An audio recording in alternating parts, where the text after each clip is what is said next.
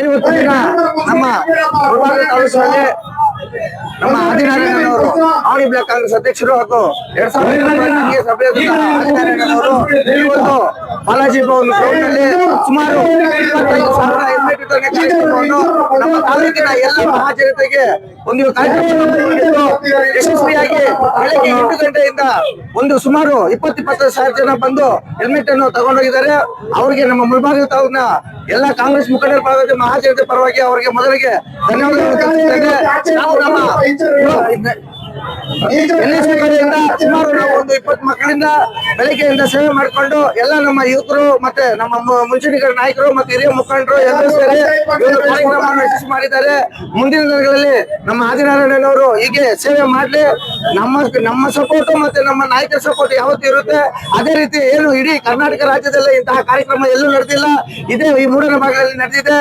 ಅವ್ರಿಗೆ ಮತ್ತೊಮ್ಮೆ ಶುರುವಾಗಲಿ, ಮುಂದಿನ ದಿನಗಳಲ್ಲಿ ಅವರ ಸಮಾಜ ಸೇವೆ ಇನ್ನೂ ಮಾಡಲಿ ಅಂತ ಆ ದೇವರಲ್ಲಿ ಆಶಿಸುತ್ತೇನೆ.